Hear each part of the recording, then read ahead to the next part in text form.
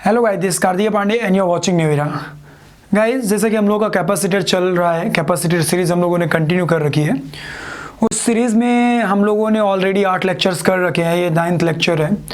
और हम लोगों ने बहुत सारी techniques, point potential technique, drop and gain method, Kirchhoff law कैसे लगाते हैं, डिफरेंट टाइप ऑफ सर्किट्स को कैसे सिंप्लीफाई करते हैं, आइदर सिमेट्रिकल हो या चाहे बीट स्टोन ब्रिज हो, चाहे वो सिमेट्रिकल हो, बैलेंस्ड हो, अनबैलेंस्ड हो, मतलब कोई भी कैसा भी वेरिएशन आए, डाइलेक्ट्रिक इंसर्ट कर दें तो नेट कैपेसिटेंस में क्या चेंजेस आएंगे, इन सब चीज़ों पे अपन लोगों ने ढेर सारी बातें कर रखी हैं। ओके, आज अपन लोग उसी कड़ी को आगे बढ़ाएंगे और आज अपन लोग करेंगे स्विचिंग प्रॉब्लम्स। क्या करेंगे?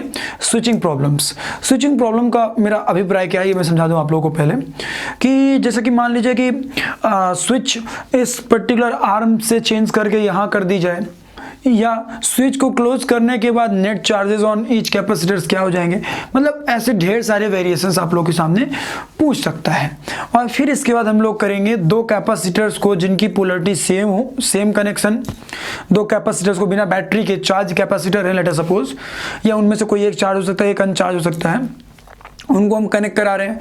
फिर एक बार उनकी पोलरिटी रिवर्स करके उल्टा करा के फिर कनेक्ट करा रहे हैं। फिर देखेंगे कितनी हीट जनरेट होगी, कितना क्या होगा। ठीक है, तो आगे बढ़ने से पहले यदि इस चैनल में आप नए हैं तो मैं आपको बता दूं कि आप हमारा जाके ऐप डाउनलोड कर लीजिए, डिस्क्रिप्शन बॉक्स में लिंक दिया हुआ है। ओके गाइस, वहाँ से उस ऐप में आपको ये सारे वीडियोस पहले ही मिल जाएंगे स्ट्रक्चर्ड फॉर्म में। और दूसरी चीज़ ये कि यदि आप नए हैं तो हमारे चैनल को सब्सक्राइब भी कर सकते हैं ऐसे ढेर सारे वीडियोस के लिए, और नोटिफिकेशन बेल जरूर दबाइएगा। ओके गाइस, तो चलिए स्टार्ट करते हैं। देखिए, मैं पहले बहुत ही एक सिंपल सा एग्जाम्पल लूँगा जिसमें कि पॉइंट पोटेंशियल टेक्निक का यूज़ करके और आप लोगों को दिखाने की कोशिश करूँगा कि स्विच क्लोज करने की वजह से डिफरेंट आर्म्स में कितना चार्ज मूव करना स्टार्ट किया होगा। Let's suppose we have a circuit,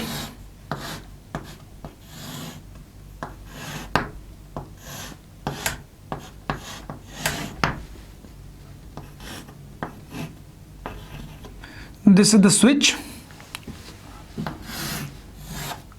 we have a capacitor and there is one more capacitor. It's of 6 microfarad, it's of 3 microfarad, 20 volt and 10 volt. Okay, now the question is, अब question ये बोल रहा है कि भैया आपको बताना है कि ये जो आर्म नंबर 1 है, आर्म नंबर 2 है और आर्म नंबर 3 है, इन तीनों आर्म से कितना चार्ज फ्लो करेगा आफ्टर क्लोजिंग द स्विच।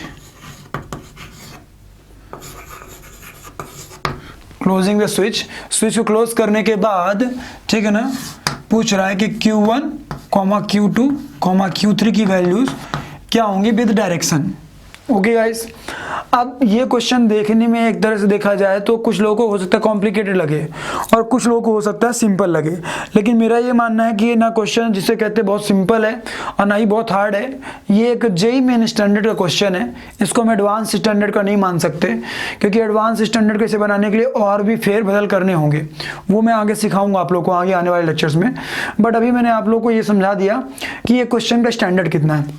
ठीक है ना, तो चलिए देखते हैं। स्विच को क्लोज करने के पहले, स्विच को क्लोज करने के पहले आप ये एनालाइज कर लीजिए कि कोई सर्किट बन रहा है कि नहीं बन रहा, क्योंकि यदि कोई सर्किट बन रहा होगा तो स्विच क्लोज करने के पहले भी कुछ ना कुछ चार्जेस फ्लो हुए होंगे बैटरी से, जिसकी वजह से इन कैपेसिटर्स पे पहले से भी कुछ ना कुछ चार्ज अपीयर हो रहे होंगे even before closing the switch. Okay, कभी भी ऐसा क्वेश्चन आता तो पहले ये एनालाइज करना है कि स्विच क्लोज करने की पहले कहानी क्या है। तो स्विच क्लोज करने की पहले कहानी ये कहती है कि भैया ये देखो बड़ा वाला जो सर्किट है ये कंप्लीट है अभी, मतलब एक तरह से ये दोनों बैटरीज मेरे को सीरीज में दिख रही होंगी, ठीक है ना, और ये दोनों कैपेसिटर्स भी मेरे को एक तरह से सीरीज में दिख रहे होंगे। Okay, now we want to find out कि भैया इसमें नेट चार्जेस कितने अपीयर होंगे। तो देखो ध्यान से, तो ये तो अभी ओपन है तो इससे तो कोई मतलब ही नहीं है, तो यहाँ से सी इक्विवेलेंट इक्वल टू कितना आ गया, सी इक्विवेलेंट और सी इफेक्टिव इज इक्वल टू आ जाएगा तुम्हारा 3 × 6/6 + 3। ओके, कैसे मैंने किया, 1/C1 + 1/C2 equal to 1/C effective, है ना, तो उसका रेसिप्रोकल ले लिया तो ये आ गया हमारा। And now this will look like what, 6 × 3 = 18/9 मतलब 2 आ गया। Okay, 2 microfarad is the effective capacitance.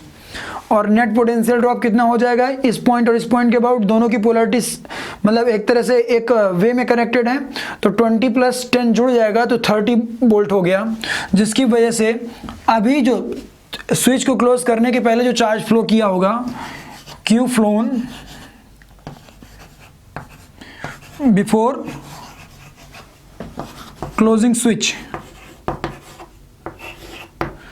वो क्या था, वो हो जाएगा C इफेक्टिव इंटू V, तो C effective is 2 into effective potential is what 20 + 10, net potential लेना होगा ना, तो that is 30, so that is 60 microcoulomb.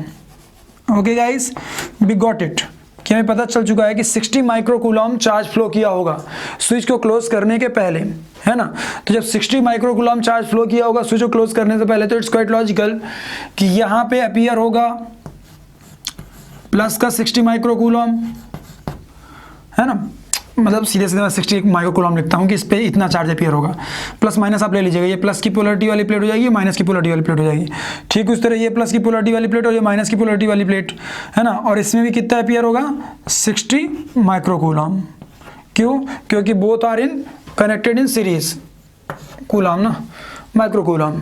Clear है गाइस, चलो तो मुझे स्विच क्लोज करने के पहले की तो कहानी समझ में आ गई। अब बात आती है कि if I will close the switch, ठीक है, तो इस आर्म और इस आर्म में क्या चार्जेस फ्लो करेंगे। तो बात ये आती है कि चार्ज का रीडिस्ट्रीब्यूशन क्यों होगा, क्वेश्चन ये खड़ा होता है कि why there will be redistribution of charges.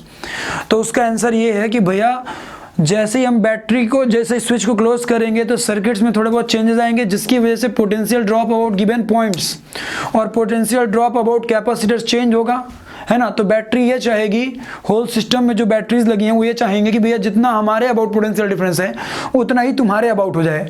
उसके लिए वो चार्ज सप्लाई भी कर सकती है, और हो सकता है कि ज़्यादा पोटेंशियल हो कैपेसिटर के अबाउट तो कैपेसिटर खुद कुछ चार्ज फ्लो करा दे बैटरी से उल्टा, है ना, ऐसे।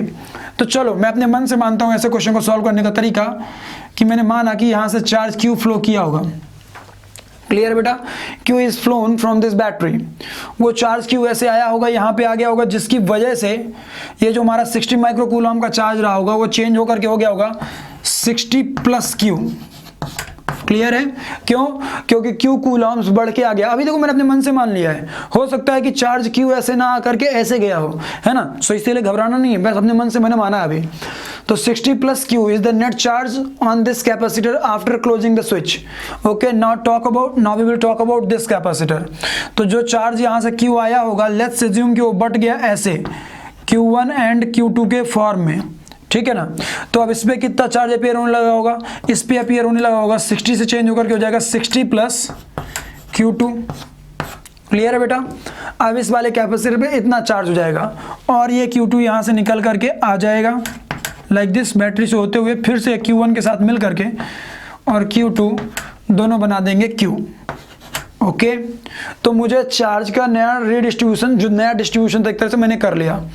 अब मैं सोचता हूँ for this loop, let us suppose ये मेरा लूप नंबर 1 है, ठीक है बेटा, ये मेरा लूप नंबर 1 है। तो अब इनके लिए मैं पॉइंट पोटेंशियल टेक्निक या ड्रॉप एंड गेन मेथड या किरचॉफ रूल की बेसिक इक्वेशन लिखूंगा, जो मैं आप लोगों को हर लेक्चर में पढ़ाते आया हूँ, है ना। देखो यार एक बात बोलूँगा, प्लीज़ यदि आपको ये पहली बार ये लेक्चर देखने को मिला है तो प्लीज़ इसके पहले के 8 लेक्चर कंप्लीट करिए। इतना मैं बोलूँगा फुल कॉन्फिडेंस के साथ, क्योंकि यार मैं पूरे नेक दिल से अपने बच्चों को ये कंटेंट दे रहा हूँ। सो मतलब यार कोई भी अब अंदर मेरे वो नहीं है कि सपोर्ट करें इन बच्चे की नहीं करें, क्या दें कि नहीं दें, क्योंकि यार 10 बच्चे भी देख करके और इसको यदि IITian बन गए तो मेरे लाइफ लॉन्ग की इससे बड़ी कोई सक्सेस नहीं होगी। तो मैं इतना ज़रूर बोलूँगा कि यदि ये पूरे लेक्चर्स देख लेते हो तो फिर कैपेसिटर में क्वेश्चन नहीं छूटेगा कहीं से भी, ठीक है ना। बस थोड़ी बहुत प्रैक्टिस जरूरी होगी, याद रखना ये बात का। उसी तरह इलेक्ट्रोस्टैटिक्स में जो 25-26 लेक्चर दे रखे हैं मैंने, है ना, तो वो इसलिए दे रखे कि भैया उनको फिर कर लो तो फिर ज़िंदगी झिंगा लाला। क्लियर है, ऐसा होना चाहिए। सो प्लीज़ यदि आप कैपेसिटर सीरीज देख रहे हैं यहाँ पे तो प्लीज़ देखिए, तो पूरा देखिए, अदरवाइज 1-2 लेक्चर देखने से आई डोंट थिंक सो कि आपको बेनिफिट होने वाला है। देखिए, पूरा देखिए, और फिर पूरा देखने के बाद फिर आप मुझे बताइए कि आपसे कितने स्टैंडर्ड का बन रहा, कितना नहीं बन रहा। चलिए तो मैं इक्वेशंस लिखता हूँ। For loop 1, for loop one के लिए इक्वेशंस लिखो। चलो मैं यहाँ से, यदि यहाँ से चलना स्टार्ट कर दूँ, मैं ऐसे मूव करूँगा, देखो ये मैंने एरो मारा है, चार्ज कैसे मूव कर रहा है आई डोंट नो, मैं कैसे मूव करूँगा, ऐसे मूव करूँगा, मतलब मैं पॉजिटिव प्लेट से निगेटिव प्लेट में जा रहा हूँ कैपेसिटर के डायरेक्शन में। तो जब मैं पॉजिटिव प्लेट से निगेटिव प्लेट जा रहा हूँ तो इट्स क्वाइट लॉजिकल, बहुत ही सिंपल सी बात है कि भैया यहाँ पे क्या हो जाएगा, यहाँ पे पोटेंशियल ड्रॉप हो रहा होगा। तो जब पोटेंशियल ड्रॉप हो रहा होगा तो हम लिखेंगे माइनस का 60 प्लस Q1 और 60 plus Q by its potential 6 microfarad. तो अब यूनिट लिखने की जरूरत नहीं है, ठीक है। यहाँ आ गए, यहाँ आए, यहाँ कोई कैपेसिटर आया क्या, नहीं आया, कोई बैटरी आई क्या, नहीं आई, यहाँ गए, एक बैटरी मिल रही है। और अब हम कहाँ से कहाँ जा रहे हैं, निगेटिव टर्मिनल से पॉजिटिव टर्मिनल जा रहे हैं बैटरी के, मतलब हायर पोटेंशियल की तरफ बढ़ रहे हैं। So there will be gain in potential, so plus का 20 is equal to 0। Okay, this will be the equation for this particular loop. इसी को आप नोडल एनालिसिस से भी लिख सकते थे, है ना, मतलब ढेर सारे मेथड्स। चलो तो मेरे को ये तो समझ में आ गया। Now we will talk about for loop number 2। For loop number 2 अब क्वेश्चन आता है लूप नंबर 2 कौन सा है। So this is our loop number 2। Okay, चलो लूप नंबर 2 की बात करते हैं अपन लोग। तो लूप नंबर 2 में क्या हुआ होगा, ध्यान समझिएगा। लूप नंबर 2 में फिर से वही मैं ऐसे मूव करने वाला हूँ, है ना। जब मैं ऐसे मूव करने वाला हूँ लूप नंबर 2 पे, तो मैं बहुत ही सिंपल वे में लिखूंगा। इसका नेट चार्ज कितना है 60 प्लस Q2। हम फिर से पॉजिटिव से नेगेटिव होने जा रहे थे, माइनस का 60 प्लस Q2 अपॉन 3 प्लस का 10, क्योंकि वही निगेटिव से पॉजिटिव पोटेंशियल टर्मिनल जा रहे हैं, इज इक्वल टू 0। ये हमारी इक्वेशन नंबर 1 इक्वेशन नंबर 2 हो गई। और अब हम बात करते हैं जंक्शन की। तो एट जंक्शन हम क्या ये बात बोल सकते थे, at junction charge Q coming is got distributed in the form of Q1 and Q2. So charge Q is equal to Q1 plus Q2। ये आ गया हमारा। Now we will solve these equations। Okay, तो चलिए देख लेते हैं, solve कर देते हैं। इसको मैं रफ कर रहा हूँ, ठीक है ना। इसको ध्यान से देखिए तो हम क्या लिख सकते थे, इस वाली क्वेश्चन लिख सकते थे minus 60 plus Q is equal to minus का 120, ठीक है। माइनस माइनस प्लस हो गया तो Q की वैल्यू सीधा सीधा आ गया 60।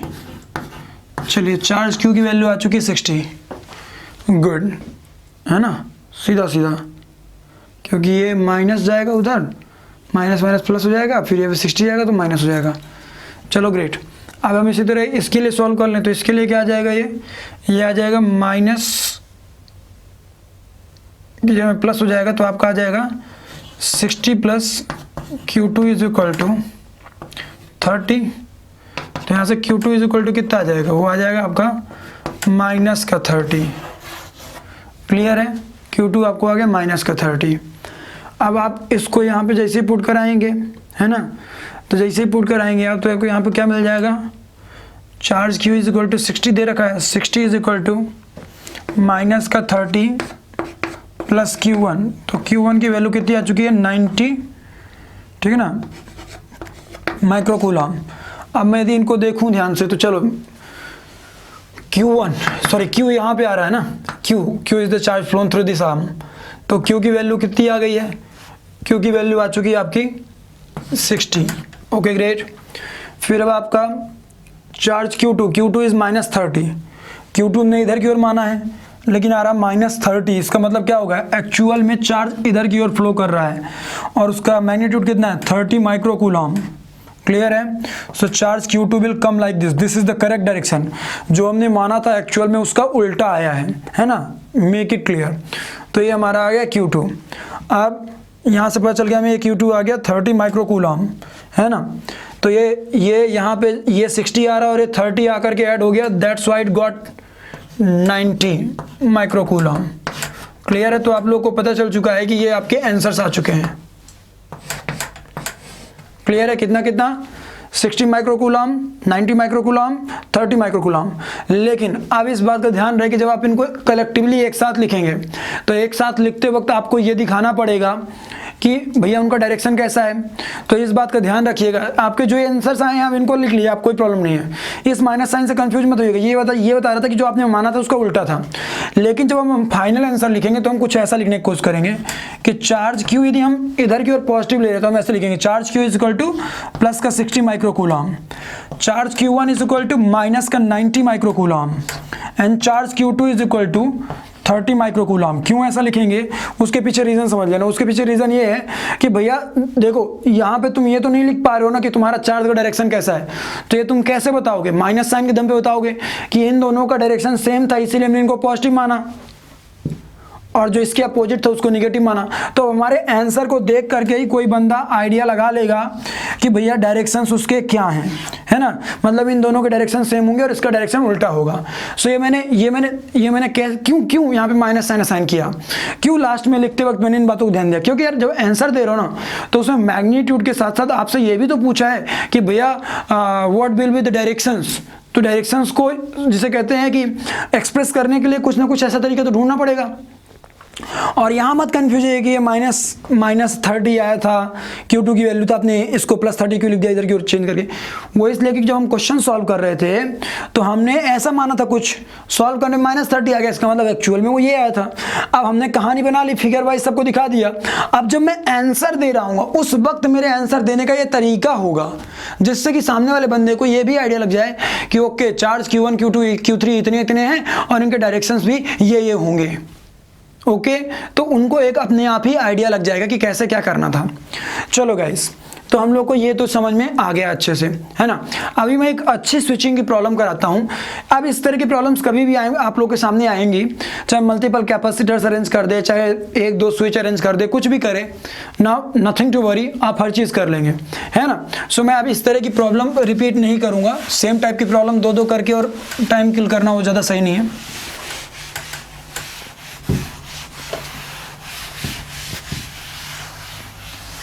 चलिए देखते हैं, मैं आप लोग को एक प्रॉब्लम दिखाने की कोशिश करता हूँ, ठीक है ना।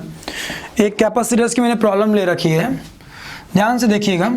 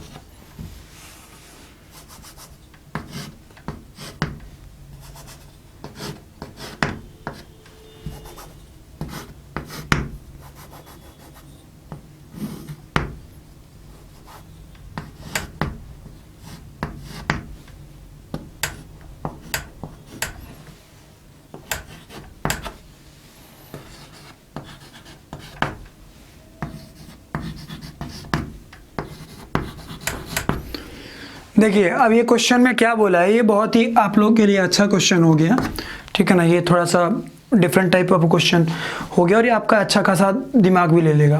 क्वेश्चन में बोल रहा है कि पहले आपकी जो स्विच थी वो P से Q में कनेक्टेड थी, ठीक है ना, पहले सर्किट में इनिशियली, और हम Q से S में स्विच को शिफ्ट कर रहे हैं, ठीक है ना। स्विच इज शिफ्टेड फ्रॉम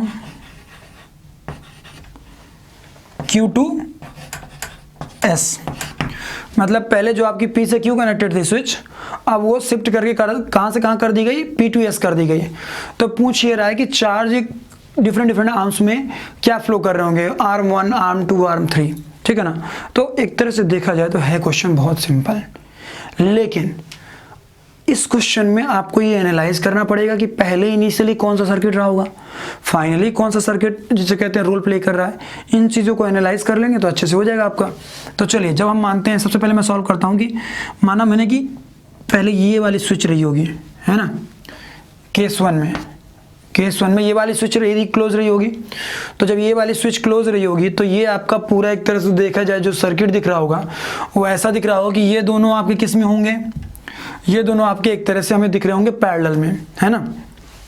और जो इनका ही रिजल्टेंट आएगा वो आएगा किससे, 3 म्यू एफ के सीरीज में। मतलब इसका जो इक्विवेलेंट सर्किट बनता रहा होगा वो ऐसा रहा होगा कुछ लाइक दिस।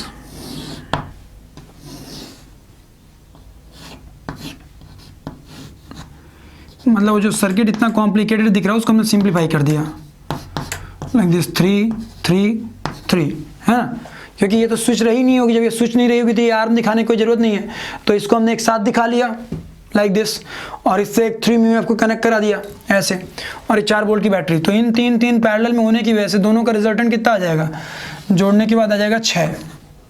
क्लियर बेटा, 6 माइक्रोफेराड। अब ये जो 6 माइक्रोफेराड आ रहा होगा इन दोनों का रिजल्टेंट वो 3 वाले के साथ सीरीज में हो जाएगा, तो पूरे का जो कैपेसिटेंस आ जाएगा, जो इफेक्टिव आ जाएगा वो आ जाएगा 2 माइक्रोफेराड। क्लियर है, कैसे, वही 3 × 6 / 3 + 6, है ना।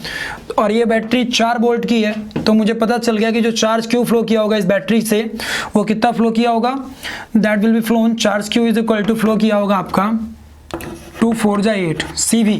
क्यू की वैल्यू क्या होती है, C × V होती है। तो भैया effective capacitance is 2, applied potential difference is 4, so 2 × 4 that is 8 microcoulomb. Clear है, ग्रेट। तो मुझे पता चल गया कि स्विच को क्लोज करने से पहले, मतलब स्विच जब P और Q में कनेक्टेड रही होगी, है ना, तब जो चार्ज फ्लो किया रहा होगा वो यहाँ से 8 वोल्ट निकला रहा होगा उस वक्त, है ना, 8 वोल्ट निकला रहा, सॉरी 8 माइक्रोकूलम निकला रहा होगा इनिशियली, और उस 8 माइक्रोकूलम चार्ज को 2 पार्टों में बांटा होगा इक्वली, क्योंकि इधर भी सेम कैपेसिटर इधर भी सेम कैपेसिटर, जो चार्ज यहाँ से आएगा वो इक्वली बटेगा ना इन दोनों में अकॉर्डिंग टू जंक्शन रूल। तो इस वाले से भी जाएगा 4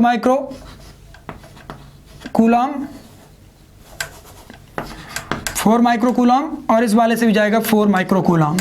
क्लियर है, इनकी अब चाहे तो आप वो भी बना दीजिए, पोलरिटी बना दीजिए, और इस वाले पे रहा होगा 8 माइक्रोकूलम।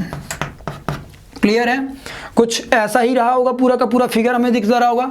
इनिशियली कुछ ऐसा हुआ होगा, जब जैसे कहते हैं ना कि स्विच हमारी P से Q पे कनेक्टेड होगी, तब एक तरह से देखा जाए तो चार्जेस का डिस्ट्रीब्यूशन कुछ ऐसा रहा होगा। अब क्वेश्चन ये खड़ा होता है कि भैया अब जब हम स्विच को, जो कि PQ थी एक तरह से, अब मैं PQ से हटा करके P को Q से हटा करके P को S से कनेक्ट करा देता हूँ। मतलब अब मैं जो स्टेप 1 था इसके बजाय अब स्टेप 2 पे चला जाता हूँ, केस 2 पे चला जाता हूँ। नाउ दिस इज करेक्ट, है ना। तो अब P और जब S कनेक्टेड हो चुके होंगे, तो जब P और S कनेक्ट हो चुके होंगे तो इसका नया फिगर बनेगा, अब नया इक्विवेलेंट फिगर बनेगा, और नया इक्विवेलेंट फिगर को जज करते हैं। चलो अपन फिर से, तो नया इक्विवेलेंट फिगर में कैसा दिख रहा होगा, नया इक्विवेलेंट फिगर में कुछ ऐसा दिख रहा होगा जैसे कि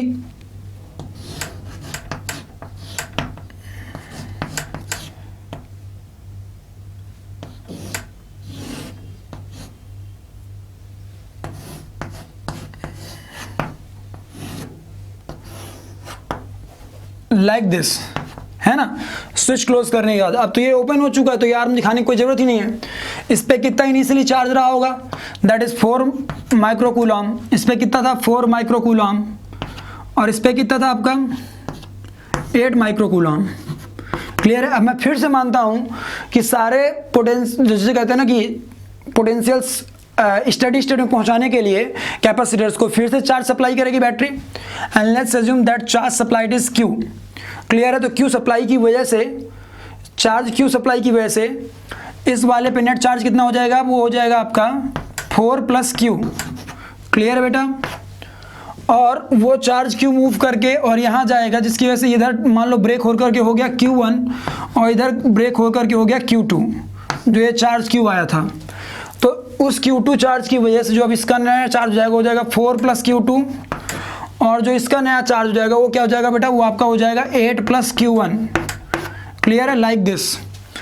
अब फिर से वही कहानी है, समझ रहे ना कौन सी कहानी है, कि भैया लूप रूल लगाएंगे तो हम एक लूप मान लेते हैं ये लूप 1 और एक लूप 2 मान लेते हैं ये वाला लूप 2 हो गया हमारा, है ना। तो चलो बहुत ध्यान से लिखते हैं। एट जंक्शन, तो मैं डायरेक्टली लिख दे रहा हूँ, at junction charge Q will be equivalent to the, जो चार्ज Q आया होगा वो किसके इक्वल हो जाएगा, Q1 + Q2 के बराबर हो जाएगा। क्लियर है बेटा, like this, charge Q that is coming will be equivalent to the Q1 + Q2। Great. अब इस लूप के लिए बात करें, फॉर L1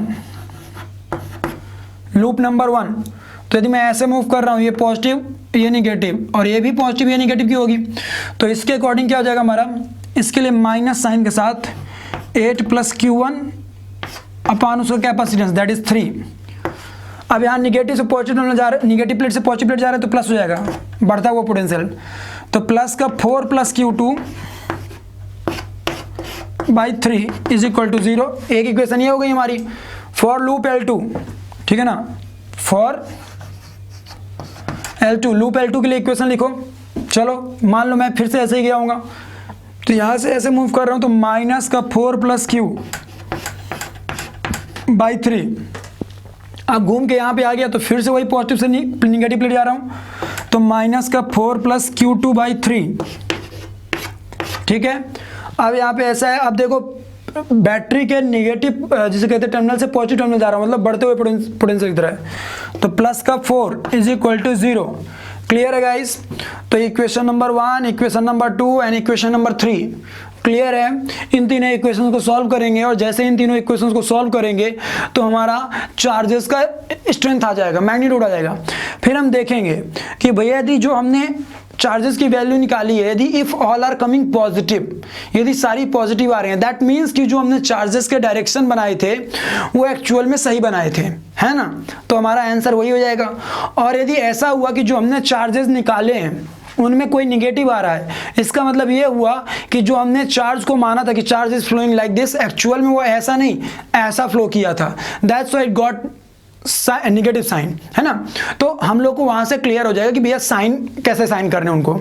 अब जब आप लोग को आ जाएगा तो आपको आंसर देते वक्त इस बात का ध्यान रखना होगा कि डायरेक्शन भी मेंशन करना है। तो डायरेक्शन मेंशन करने के लिए एक तरीका होता है कि डायरेक्ट आप डायरेक्शन का जिसे कहते हैं, बताइए कि डायरेक्शन क्या है, कि लाइक मूविंग टुवर्ड्स राइट और मूविंग टुवर्ड्स लेफ्ट और मूविंग टुवर्ड्स राइट, या अदरवाइज दूसरा ऑप्शन आपके पास होता है कि आप कलेक्टिवली देख लें कि यदि इधर की ओर हम पॉजिटिव डायरेक्शन मान रहे हैं तो इधर की ओर जितने भी होंगे we will take them as negative sign, that's all, हो गया बात खत्म। In this manner we will give the answer for these problems। अब मैं आपको बता दूं इन प्रॉब्लम्स में अच्छाई क्या थी। हरदम हमने स्विच क्लोज करने वाले केसेस सुने थे कि स्विच क्लोज किया चार्ज रिडिस्ट्रीब्यूट हो जाएगा, क्या क्या होगा। यहाँ पे आपसे क्या क्या पूछ रहा ना कि स्विच पहले यहाँ से यहाँ कनेक्टेड थी, अब स्विच को यहाँ से हटा करके इधर इधर कनेक्ट करा दिए, तो क्या वेरिएशंस आएंगे, मतलब स्विचिंग प्रॉब्लम। क्लियर है? तो ये आई थिंक कि अब आप लोगों को कभी इस तरह की प्रॉब्लम्स आएंगी तो आप आसानी से कर लेंगे। लेकिन एक बात ध्यान रखें जब हम लोग अभी पढ़ाएंगे आप लोग को RC circuit, LCR circuit, LR circuits, है ना, जहाँ पे कि अल्टरनेटिंग करंट भी रोल प्ले करेगा, वहाँ पे इसी तरह की प्रॉब्लम्स देखने को मिलेंगी। लेकिन उन प्रॉब्लम्स का जिसे कहते हैं ना स्टैंडर्ड थोड़ा बढ़ जाएगा, and those will be of J advance standard. हाँ, ये लिटिल बिट ये प्रॉब्लम मैं ये कह सकता हूँ कि नॉट फॉर जेई मेन से थोड़ा ऊपर, but not sufficient for JEE advance, है ना। जेई एडवांस में अभी भी इसमें कुछ ना कुछ ऐड करेगा। ये बहुत ही बेसिक प्रॉब्लम्स थी जो हम लोगों ने समझी है। मैंने स्टेप बाय स्टेप इसलिए कराया कि आप लोग प्रॉपर नोट्स बना सकें, और जिसे कहते हैं ना कि भैया फिर इसमें करने के बाद फिर कोई भी क्वेश्चन मिले तो वहाँ पे वही स्टेप्स फॉलो करें और आसानी से आपका आंसर आ जाए। ओके गाइस, तो हम लोगों ने ये केसेस देखे। अब हम लोग आगे स्टार्ट करते हैं कि दो कैपेसिटर्स को अरेंज करेंगे तो क्या होगा, देखते हैं।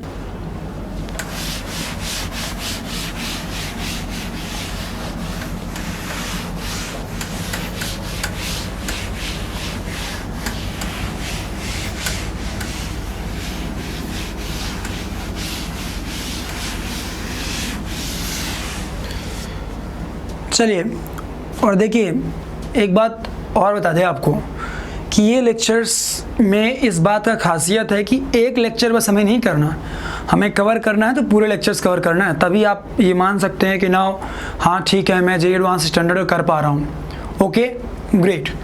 चलिए, तो देखिए मैं क्या लेता हूँ, सबसे पहले मैं सेम पोलरिटी वालों को कनेक्ट कराऊंगा।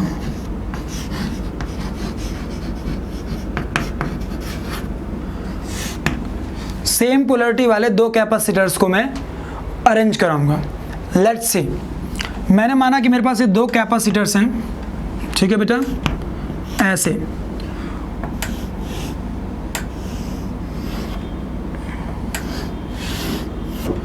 Initially both are not connected to each other and there is a switch like this, okay। और बता रखा है कि it's capacitance is C1, it's capacitance is C2, potential drop about this capacitor is V1 and potential drop about this capacitor is V2. Okay, this is given to you. Now the question is कि if हम यदि इस circuit को close करते हैं, मतलब इस जिसे कहते हैं स्विच को क्लोज करते हैं, तो इनमें कॉमन पोटेंशियल की वैल्यू क्या होगी? पहला क्वेश्चन है ना, पहला क्वेश्चन आपके सामने रेज होगा, V कॉमन की वैल्यू क्या आएगी? दूसरा कि भैया डेल्टा H मतलब और हीट एनर्जी प्रोड्यूस कितना आएगा इस केस में, है ना, रीडिस्ट्रीब्यूशन ऑफ चार्ज हुआ होगा, चार्ज फ्लो किए होंगे, स्टडी स्टेट पहुंचते ही दोबारा चार्ज रेस्ट में आए होंगे, ऑब्वियस है कुछ ना कुछ हीट एनर्जी प्रोड्यूस हुई होगी. तो क्वेश्चन ये है कि हीट एनर्जी कितनी प्रोड्यूस हुई होगी. और तीसरा आपसे जो क्वेश्चन पूछ सकता है वो पूछ सकता है charge Q final on each capacitor. Okay, अब ऐसी प्रॉब्लम मैंने आप लोग को पहले नहीं कराई है, ये एक स्पेशल केस हो गया कि भैया कनेक्शन ऑफ टू कैपेसिटर्स, और ऐसा कनेक्शन जिसमें कि पॉजिटिव और निगेटिव, पॉजिटिव निगेटिव, मतलब पॉजिटिव वाला पॉजिटिव से कनेक्टेड है और निगेटिव वाली प्लेट निगेटिव से कनेक्टेड है. ओके, ये CT लिखने लगा है, इसको C1 बोल दीजिए और ये आपका निगेटिव साइन हो गया. गुड, तो मुझे समझ में आ गया कि यहाँ पे कुछ ना कुछ तो चीज़ें चेंज होंगी. कैसे समझना, मुझे ये पता है कि यहाँ से चार्ज मान लो, मैंने मान लिया अपने मन से कि इसके अबाउट पोटेंशियल ड्रॉप ज़्यादा होगा, जिसकी वजह से यहाँ से कुछ चार्ज फ्लो करके और इसमें आकर के ऐड हो जाएगा, है ना. तो जब चार्ज इससे फ्लो करके इस पे आकर के ऐड हो जाएगा, ठीक है, और स्टडी स्टेट पहुँचने पे मैंने मान लिया कि इनका जो पोटेंशियल हो जाएगा वो कॉमन पोटेंशियल हो जाएगा, and let's assume that is V. ठीक है ना. तो उस वक्त जब कि स्टडी स्टेट हो चुकी होगी after closing switch, after closing switch दोनों पैरेलल में हो जाएंगे एक दूसरे के. स्विच क्लोज करते ही सर्किट क्लोज हुआ और दोनों एक दूसरे के पैरेलल में हो गए. ठीक है ना, तो बोथ आर इन पैरेलल. अब जैसे ही दोनों पैरेलल में हैं तो हम ये बात कह सकते हैं कि दोनों के अबाउट जो पोटेंशियल ड्रॉप होगा वो सेम होगा. ठीक है ना, तो delta V1 that will be equal to delta V2, है ना, आफ्टर स्विचिंग, स्विच क्लोज करने के बाद. तो मैं मानता हूं कि स्विच क्लोज करने के बाद जिनका नया सर्किट का जो शेप बनेगा वो कुछ ऐसा बनेगा, नया मतलब डिस्ट्रीब्यूशन कुछ ऐसा दिख रहा होगा मुझे. इस पे चार्ज Q1 हो जाएगा और इस वाले पे चार्ज माना कि मैंने Q2 हो जाएगा. ठीक है बेटा, और ये तो स्विच क्लोज हो चुकी है तो इसके बारे में कुछ सोचना ही नहीं है. तो इसके अबाउट जो पोटेंशियल ड्रॉप आ रहा है डेल्टा V1 और जो इसके अबाउट पोटेंशियल ड्रॉप आ रहा है डेल्टा V2, वो दोनों सेम होंगे. क्यों? क्योंकि both are connected in parallel, तो ये लिख लिया हमने. और इसके अबाउट चार्ज Q1 आ चुका होगा, माना मैंने कि बैटरी क्लोज करने के बाद, सॉरी स्विच क्लोज करने के बाद, तो मैं इसे लिख सकता था डेल्टा V1 और delta V2 is equal to V common, है ना, वही तो निकालना है कि V कॉमन की वैल्यू फाइनली. तो V common is equal to, इधर आप इसके अबाउट से निकाल लीजिए चाहे इसके अबाउट निकाल लीजिए, तो इसके अबाउट निकालिएगा तो कितना आ जाएगा, charge upon potential, sorry charge upon capacitance, तो Q1/C1 that is equal to, चाहे आप इसके अबाउट भी निकालेंगे तो वही आ जाएगा Q2/C2. अब मैं देख पा रहा हूँ कि जैसे Q1/C1 is equal to Q2/C2, तो क्या मैं इसको आगे रिप्लेस करके कुछ ऐसा लिख सकता हूँ, Q1 + Q2/C1 + C2, और बोले तो इसी को मैं रिप्लेस करके लिख सकता हूँ कि भैया Q total upon C effective. Clear है, that will be the value of V common. Great, तो मुझे पता चल गया कि जो कॉमन पोटेंशियल होगा स्विच को क्लोज करने के बाद वो कितना आ जाएगा आपका, वो आ जाएगा Q total charge on the circuit. देखो बैटरी ना होने की वजह से बाहर से तो कोई भी चार्ज आएगा नहीं, और ना इस सर्किट का कोई चार्ज जिसे कहते हैं वेस्ट होगा एक तरह से, वो बस रीडिस्ट्रीब्यूट होगा.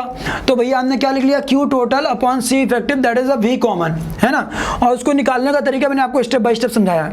अब बात आती है Q टोटल की वैल्यू कैसे निकालेंगे. तो Q total is equal to क्या हो जाएगा, Q total is equal to हो जाएगा आपका Q1 + Q2, है ना. Q1 was, let's assume कि Q1 was initial या Q1 dash plus Q2 dash बोल दो यार, क्योंकि Q1 Q2 तुमने अभी का चार्ज मान लिया ना, इसलिए चलो मैंने मान लिया कि इनिशियली इसमें चार्ज था Q1 डैश और इसमें इनिशियली चार्ज था Q2 डैश, तो नेट चार्ज की वैल्यू कितनी आ जाएगी, Q टोटल इक्वल टू आ जाएगा Q1 dash plus Q2 dash. Q1 dash की वैल्यू कितनी आ जाएगी, तो C1 V1 और Q2 डैश की वैल्यू कितनी आ जाएगी, C2 V2। तो हमें पता चल चुका है Q टोटल की वैल्यू आ गई। सो हमने उसको यहाँ ले जाके पुट कर देना है, तो हमें फॉर्मूला मिल गया V कॉमन का आज से, वो फॉर्मूला क्या मिल चुका है, C1 V1 plus C2 V2 upon C1 plus C2। मतलब कभी भी हमें ऐसा केस देगा और हमें भले चाहे चार्जेस के बारे में आइडिया नहीं होगा, तब भी हम डायरेक्टली क्या करेंगे, C1 V1 plus C2 V2 upon C1 plus C2 और जिंदगी में खुश रहेंगे। इस तरीके से हमने कॉमन पोटेंशियल निकाल लिया। अब जिनके मन में क्वेश्चन आया हो कितना चार्ज क्यों फ्लो किया है, तो वो भी बहुत आसान है ना। कैसे, वो बहुत आसान है। देखो बेटा, मुझे पता है कि इस पे इनिशियली चार्ज कितना था, Q इनिशियल इस पे कितना था, Q इनिशियल रहा होगा C1 V1 और इसमें इनिशियल चार्ज कितना था, C2 V2, है ना। तो जब चार्ज Q यहाँ से फ्लो किया होगा तो यहाँ पे जो Q फाइनल बचा होगा, Q फाइनल वो बचा होगा C1 V1 माइनस Q, क्योंकि कुछ चार्ज निकल चुका है और इस पे वो चार्ज आकर के ऐड हो गया होगा, तो इसका Q फाइनल हो जाएगा अब C2 V2 प्लस Q, है ना। अब इसके बाद फिर से वही भैया लूप रूल लगा दो, लूप रूल सीधे सीधे लगा दो। तो जैसे लूप रूल लगाओगे तो क्या हो जाएगा, ऐसे तुम मूव कर रहे हो, मतलब निगेटिव प्लेट से पॉजिटिव प्लेट बढ़ रहे हो, है ना। तो लिखोगे C1 V1 minus Q whole upon C1 minus Q minus, क्योंकि अब यहाँ पे पॉजिटिव से निगेटिव प्लेट जा रहे हो, minus C2 V2 plus Q upon C2 is equal to 0। Solve कर लो, वहाँ से तुम्हें चार्ज Q की वैल्यू मिल जाएगी। तो आपका जिसे कहते हैं, जब Q की वैल्यू आ गई, Q की वैल्यू आते ही आप इसमें से फाइनल चार्ज निकाल लेंगे, इसमें से ही फाइनल चार्ज निकाल लेंगे। इसका फाइनल चार्ज कितना हो जाएगा, C1 V1 माइनस Q, और इसका फाइनल चार्ज कितना हो जाएगा, C2 V2 प्लस Q। तो बहुत ही आसान तरीके से हमने कर लिया। ओके गाइस, क्या कठिन था? एक्चुअल में कठिन नहीं था, बस बात ये थी कि हमें सर्किट को अच्छे से एनालाइज करना था, समझना था। तो चलो, ये तो मुझे समझ में आ गया अच्छे से। अब बात आती है कि हीट प्रोड्यूस कैसे निकालें, कि भैया जो इस सर्किट में चार्जेस के रीडिस्ट्रीब्यूशन की वजह से हीट एनर्जी प्रोड्यूस हुई होगी, उसकी मैग्नीट्यूड या उसका वैल्यू कितना होगा। तो देखो, मैंने आप लोगों को बताया था, क्या बताया था, कि जब कभी भी बैटरी कनेक्टेड होती है सर्किट में, तो हम क्या करते थे, बहुत ही सिंपल तरीका, कि भैया बैटरी की वजह से जो वर्क डन होता था सर्किट पे, जो एनर्जी सप्लाई करता था, उसका दो तरीके का यूज़ होता था। एक होता था कि भैया कुछ एनर्जी कैपेसिटर में स्टोर हो जाती थी, और एक होता था कि कुछ एनर्जी हीट के फॉर्म में प्रोड्यूस हो जाती थी। Am I correct? यही एक्चुअल में तरीका था। अब मान लो बैटरी कनेक्टेड नहीं है, तो क्या करेंगे, बैटरी कनेक्टेड नहीं है तो इट्स क्वाइट लॉजिकल कि बैटरी की वजह से कोई वर्क डन नहीं आएगा, तो W की वैल्यू 0 ले लिया, उसको हटा ही दो सीधे सीधे, है ना। अब हम ये देखेंगे कि भैया हमारे सर्किट में इनिशियली कितना एनर्जी स्टोर था, फिर देखेंगे कि फाइनली कितना एनर्जी स्टोर्ड है। अब जब हमने देख लिया कि इनिशियली इतना स्टोर्ड था, फाइनली इतना स्टोर्ड है, तो यदि हम देख रहे हैं कि दोनों सेम है, इसका मतलब कोई हीट एनर्जी प्रोड्यूस नहीं हुई है। लेकिन यदि हम देख रहे हैं कि फाइनल हमारी एनर्जी जो आ रही है थोड़ा कम आ रही है in comparison to initial energy के, तो इट्स क्वाइट लॉजिकल कि जो लॉस इन एनर्जी हुआ वो कहाँ गया है, वो एक तरह से हीट के फॉर्म में निकल गया है एटमॉस्फेयर पे। बहुत ही सिंपल था ये, ठीक है ना। तो मैं कैलकुलेट करके भी दिखाऊंगा आप लोगों को, होप सो कि आप लोगों को ये समझ में आ गया होगा। तो चलिए, मैं इसको ऐसे कर दिया, ठीक है।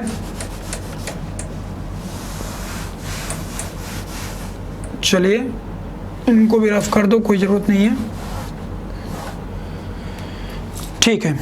इन सबको भी रफ कर दो, कोई ज़रूरत नहीं। ध्यान सोचो बेटा, इनिशियल स्टोर्ड एनर्जी UI1, उसकी वैल्यू कितनी रही होगी, हाफ ऑफ C1 V1 का स्क्वायर। इतनी एनर्जी स्टोर्ड रही होगी इनिशियली इसमें, जब स्विच क्लोज नहीं रही होगी।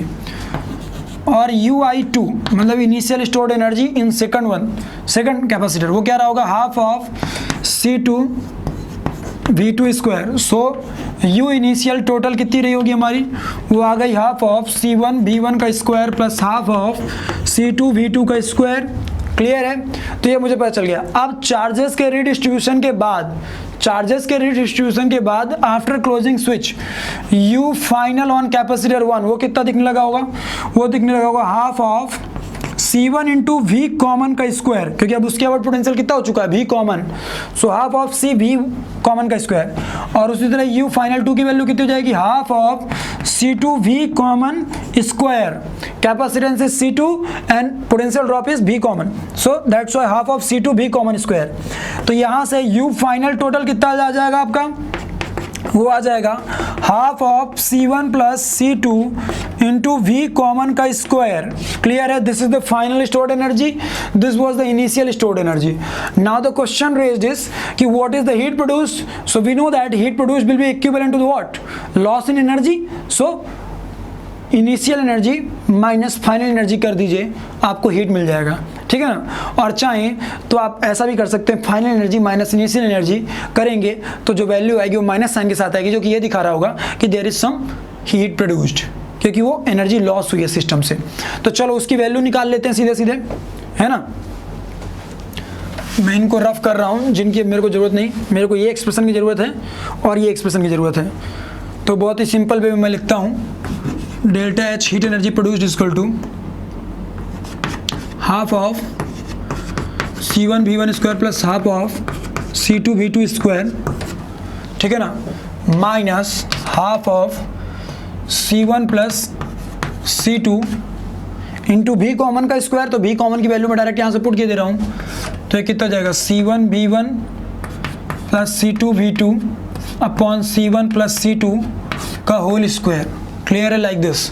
तो ये वाला इससे कट जाएगा, है ना, ये वाला वैल्यू इससे कट जाएगा, तो यहाँ एक बचा रह जाएगा C1 प्लस C2, ठीक है।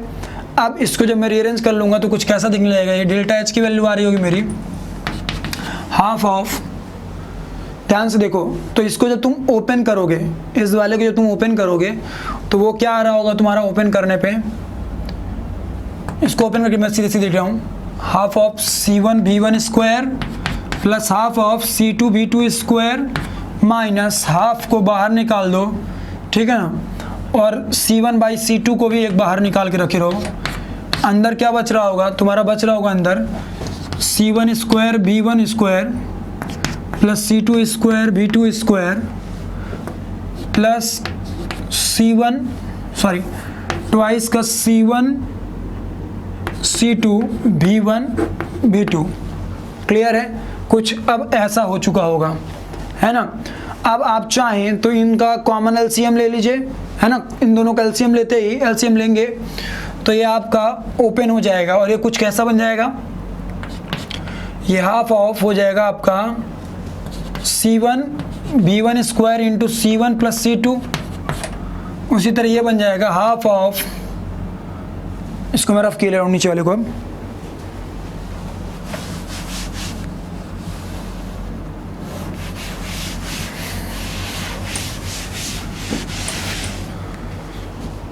Half of C2 into V2 square into C1 plus C2, ठीक है ना, minus half of C1 V1 square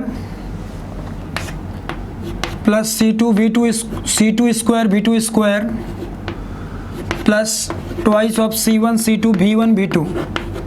clear है, like this, upon whole divided by C1 plus C2, जो कि एलसीएम की वजह से है, ठीक है। अब ध्यान से देखो तो यहाँ पे ये क्या बन जाएगा, एक तरह से बन जाएगा half of C1 square into V1 square एक बनेगा, और ये बनेगा half of C1 V1 square into C2 बनेगा, ठीक है ना। तो एक तरह से मैं जो C1 स्क्वायर और V1 स्क्वायर वाला टर्म है उसको मैं सीधे यहाँ से उड़ा देता हूँ, ठीक है ना। उसी तरह एक इसका C2 वाला इसके साथ स्क्वायर होगा और ये भी उड़ जाएगा। अब मात्रा पर क्या बचा रहेगा, यहाँ से बचा रहेगा आपका half of C1 C2 V1 square, यहाँ से आएगा प्लस का half of C2 C1 V2 square. अब यहाँ से आएगा माइनस का हाफ से आपका twice C1 C2 V1 V2, ये आ गया आपका, ठीक है। अब यहाँ से मैं यदि C2 C1 कॉमन ले लूँ सीधे सीधे, ठीक है ना। C2 C1 क्या करूँ मैं, कॉमन ले लेता हूँ। चलिए, तो C1 C2 में जब कॉमन ले लूँगा तो मुझे क्या दिखने लगेगा, ये दिखने लगेगा कुछ ऐसा, ये दिखने लगेगा मेरे को हाफ C1 C2, हाफ भी कॉमन ले लिया, C1 C2 ले लिया, C1 प्लस C2, क्लियर है। अंदर क्या बचा, अब अंदर बच रहा होगा आपका C1 C2 into V1 square, C2 C1 into V2 square. हाँ तो आपने वो तो ले लिया ना, तब तो अब बचा अंदर क्या, V1 square plus V2 square minus 2 V1 V2, that is what, V1 minus V2 का whole square. This is value of heat produced when what, when two capacitors are connected with each other such that their polarities plates of same polarities are connected। Clear है। तो मुझे पता चल गया कि इतना common potential हो जाएगा, इतनी हीट एनर्जी प्रोड्यूस हो रही होगी और फाइनली चार्जेस क्या आ जाएंगे। तो ये हम लोगों ने कठिन तरीके से क्या किया, बहुत आसान तरीके से कर लिया भाई, कुछ कठिन नहीं था। अब क्वेश्चन ये रेज होता है कि यदि मैं ऐसा करूं कि मैं बैटरीज का पोलैरिटी रिवर्स करके लगा दूं लाइक दिस,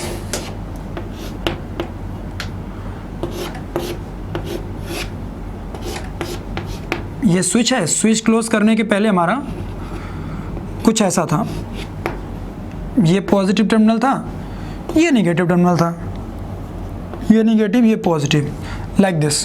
फिर से वही C1 इसके अबाउट V1, तो C2 इसके अबाउट V2। अब फिर से क्वेश्चन रेज होगा कि जैसे ही स्विच क्लोज करेंगे तो final charges, common potential, heat produced, ये सारी चीज़ें आएंगी। तो फिर से वही तरीका है कि भैया जब ये दोनों कनेक्ट हो जाएंगे तो इसके about potential drop equal to इसके अबाउट पोटेंशियल ड्रॉप, फिर से वही सॉल्व करेंगे, है ना, और आगे बढ़ेंगे। लेकिन इस बार यदि हम फॉर्मूला यूज़ करेंगे जैसे Q total divided by C effective, that is the V common, बहुत ही सिंपल सा रूल है। तो इस केस में जब Q टोटल लिखेंगे ना, तो इस बात का ध्यान रहे कि वहाँ पे C1 V1 minus C2 V2 लिखना पड़ेगा Q टोटल, क्योंकि वहाँ पे क्या हो रहा था, दोनों सेम पोलैरिटी से जुड़े होने की वजह से ऐड हो जा रहे थे। लेकिन यहाँ पे एक पॉजिटिव पोलैरिटी वाली प्लेट निगेटिव वाले से कनेक्टेड है, तो चार्ज सब्ट्रैक्ट होगा, है ना, क्योंकि वो न्यूट्रलाइज करने की कोशिश करेगा जो निगेटिव चार्ज होगा पॉजिटिव वाले को। तो वहाँ पे जो Q टोटल आ जाएगा C1 V1 minus C2 V2 आ जाएगा। सो इस बार जो आप लोग का V कॉमन हो जाएगा वो क्या हो जाएगा, C1 V1 minus C2 V2 upon C1 plus C2, और यहाँ आ जाएगा प्लस साइन जब आपकी अपोजिट पोलैरिटी कनेक्ट हुई होंगी। तो एक तरह से देखा जाए तो मैंने बहुत ही सिंपल वे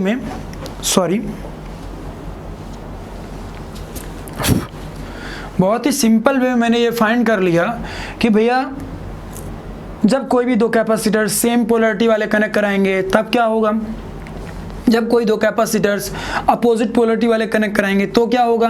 देखो मैंने दूसरे केस को क्यों नहीं सॉल्व किया, क्योंकि वो आपके लिए ऐसा एक तरह का होमवर्क हो गया।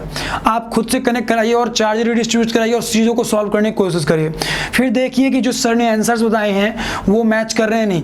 अब देखो यदि मैं डायरेक्टली पहला मेथड भी ना करता, स्टेप बता के छोड़ देता, तो हो सकता था थोड़ा आपको कठिन लगता, लेकिन पहले वाले मेथड से मैंने एक चीज़ आपको क्लियर करके दिखाई है पहले वाले केस में। तो सेकंड वाला केस एज अ होमवर्क या एज अ प्रैक्टिस या चाहे जो भी बोलिए आप, वो तो आपके लिए हो ही सकता है। Am I correct?